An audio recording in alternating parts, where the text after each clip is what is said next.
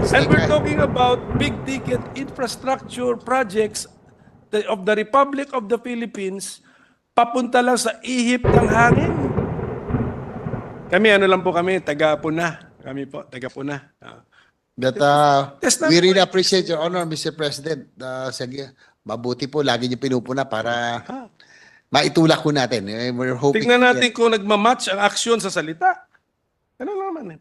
Pero kung hindi, that's not our problem. I mean, we just point it out. Di ba?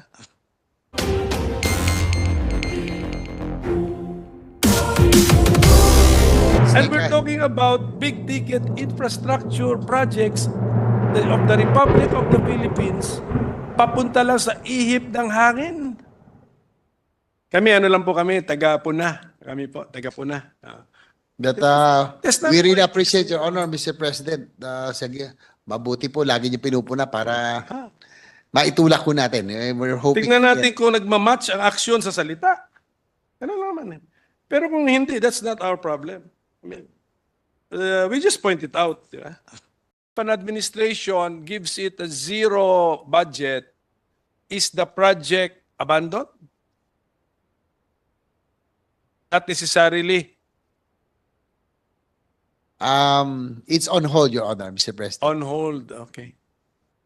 Because it's the Okay. NEDA-approved project, so.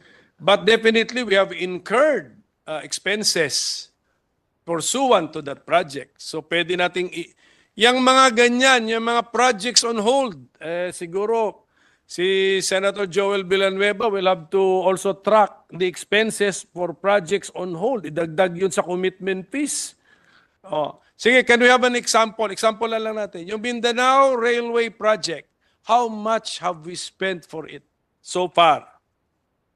Sige, kahit yung Tagum to Digos lang, yung portion na yon. Example lang para malaman ng ating mga kababayan. While they are looking for the total figures, Your Honor, yung pong Mindanao Railway System Project, yung pong Phase 1, yung pong Tagum to Digos, they have already spent some funds already for the right-of-way acquisition, Yes, acquisition of land. Yes. They have downloaded some funds to the LGUs, no? For the land acquisition, right? Also yung relocation, among others, no? So ang problema ho ngayon because of sa 2024, Yes, hindi na ho nilagyan, tatlo na lang po yung pong personnel in Mindanao Railway, yung monitoring will be a challenge. Your Honor. That's why, in-example lang po natin now, how wasteful we are with our money. But this is yung hindi naman ito inumpisahan sa time ni Secretary, but pinapakita lang po natin yung sistema natin sa gobyerno kasi pera naman ng taong bayan yan eh. Oh, so, ilan po yun? Magkano po yun? Sample lang, example. Applyan natin. Your Honor, according to DOTR, they have spent about 5.5 billion, no, downloaded to LGUs for land acquisition for Yes. the right of way of ito yung first phase pa lang. Yes, yes. Tagum to Digos yun. Tama naman yun. Tama. Mabuti nga you're being very open and transparent about it. Siyempre, 5.5 billion pesos na for a project na tawagin na lang natin, let's use your technical terminology, on hold. If you say on hold, ibig sabihin yung project is on hold, depende sa availability ng funds. Am I correct?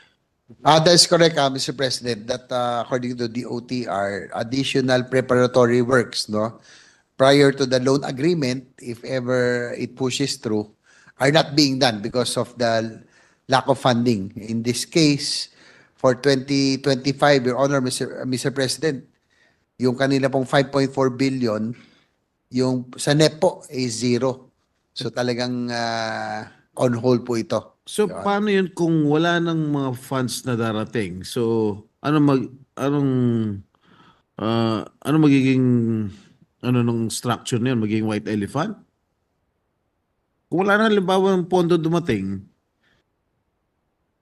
what will happen to the structure that has been started? Your Honor, Mr. President, that is why one of the reasons that the DOTR is appealing for funds so that the project management office, for example, of the Mindanao Railway System, would continue. Kasi po sa ngayon, if I may give you the figures, yung pong 2021 right of way ang na-release po for Mindanao Railway is 325.7 million. For anong 2020, 545.6 million that will be used to acquire land that will be used for the right of way of the Mindanao Railway. Ito po yung Tagum to Digos. So may I know what projects are still on hold, if I may? Your Honor, mostly the railway projects. No? Ito pong Mindanao Railway System, and we can already also consider South Long Haul. Although may funding siya ng konti noong 2024, kung hindi rin po mapopondo ito, it will be on hold also. Ito yung South Long Haul, ito po yung Bicol line, no? From Metro Manila going to So how many projects all in all, Mr. Sponsor? total na. Priority na priority.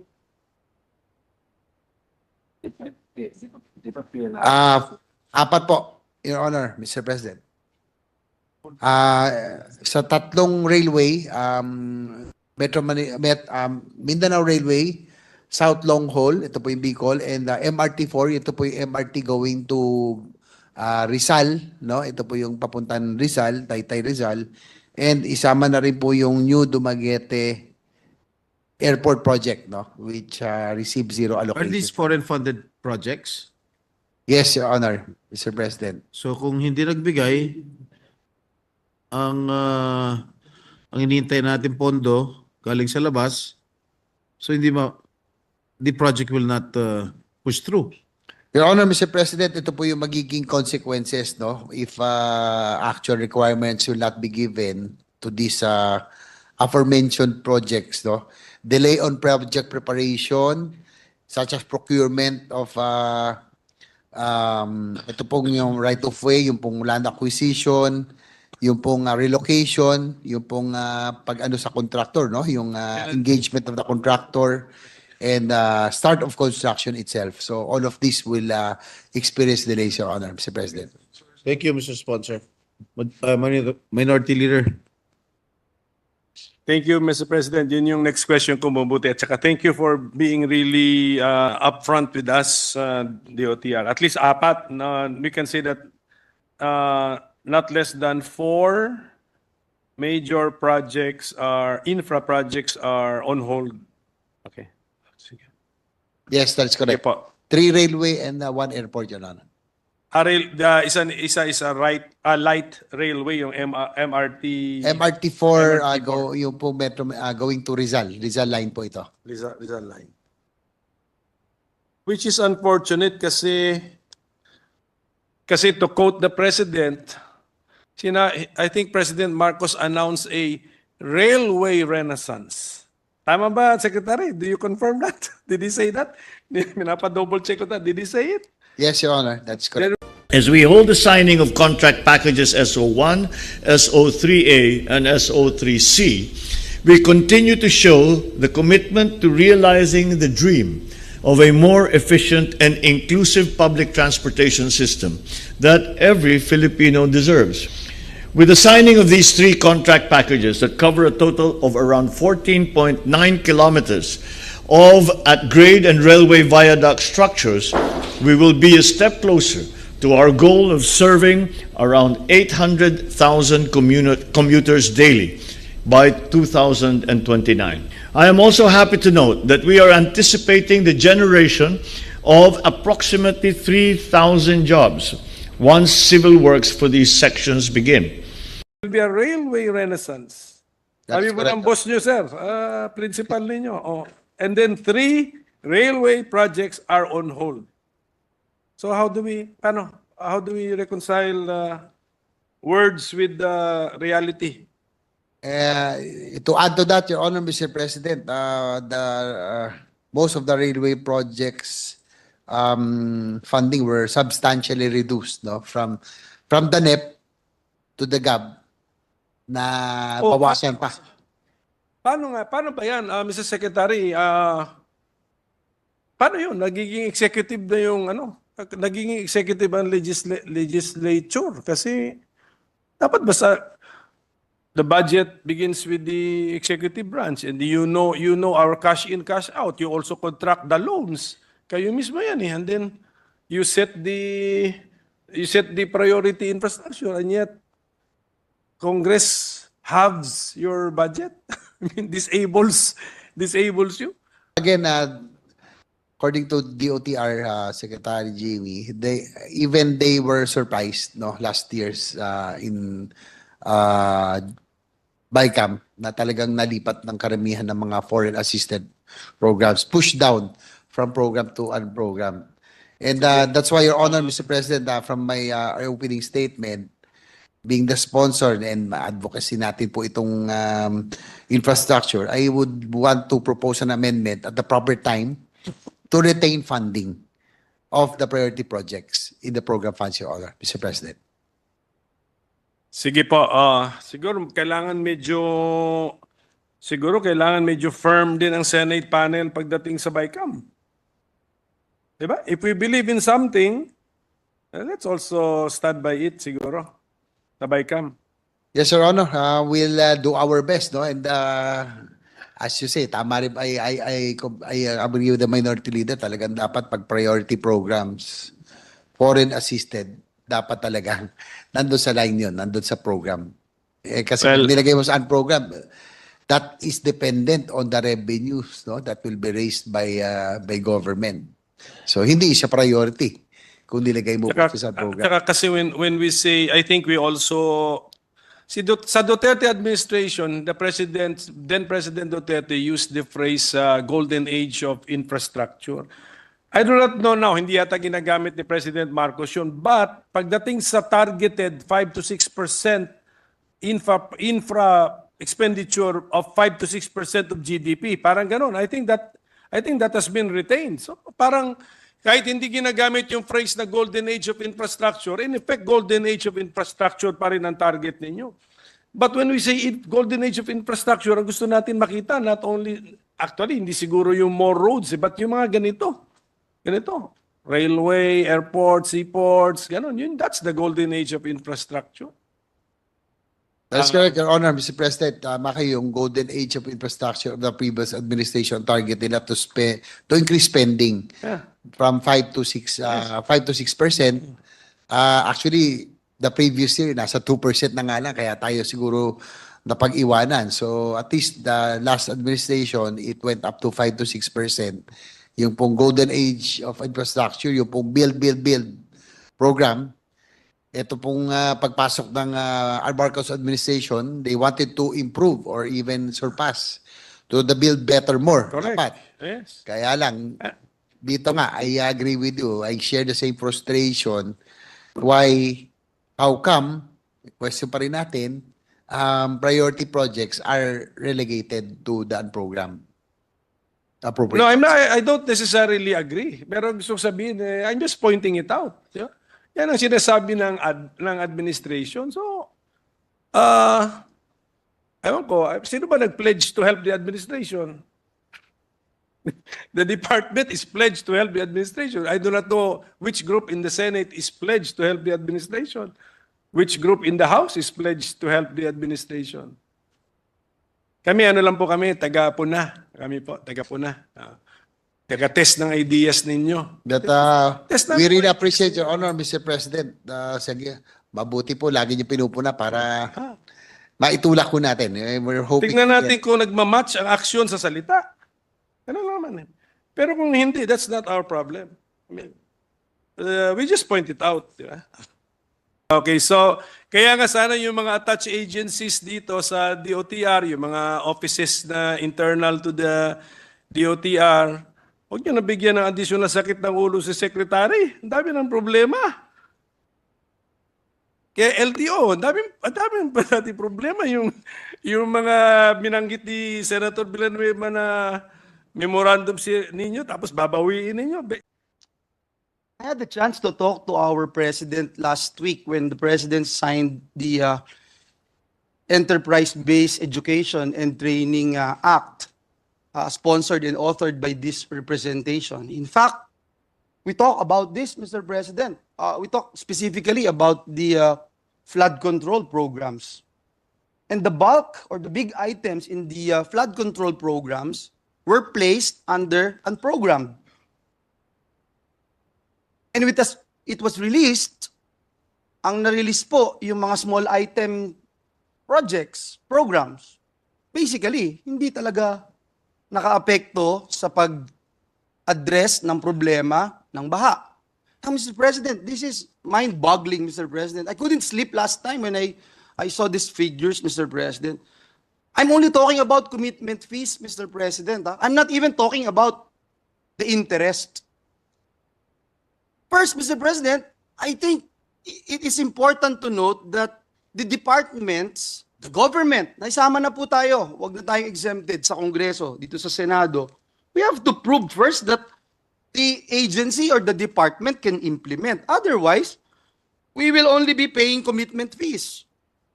In the meantime, we can devote the money, Mr. President, to other projects.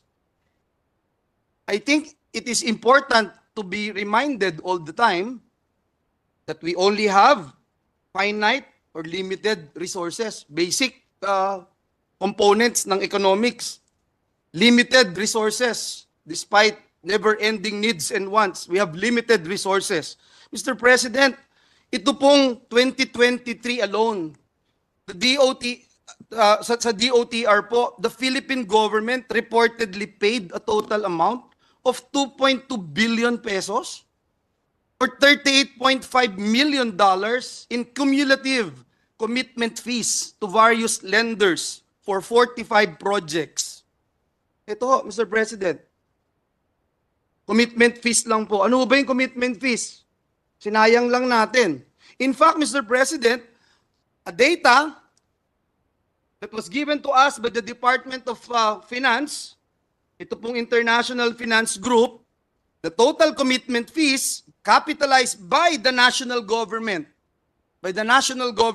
from 2002 to August 31, 2024 is 6.72 billion pesos. Uulitin ko po, 6.72 billion pesos, Mr. President. 6.72 billion pesos, pwede nang magagawa na sigurado yung airport sa Bukidnon ni Senator Zubiri. But this is just commitment fees, Your Honors. Given that 2 out of the top 5 projects with the highest commitment fees paid in 2023 were from DOTR. Ito po yung South Commuter Railway Project with $2.41 million paid to ADB. And the Malolos-Clark Railway Project with $1 million paid to ADB. May we know, Mr. President, what measures or reforms are in place for our department to minimize its payment for commitment fees amid historical significant project delays? Kasi Mr. President, hindi biro itong tinatapon nating salapi, Mr. President. Napakasakit na wala tayong mahugot na salapi para tustusan yung pangangailangan ng ating mga kababayan. Tapos tinatapon lang natin ito, Mr. President.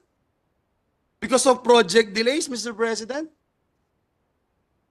Can we ask the sponsor, Mr. President, what we can do, or are we expecting more by next year, Mr. President?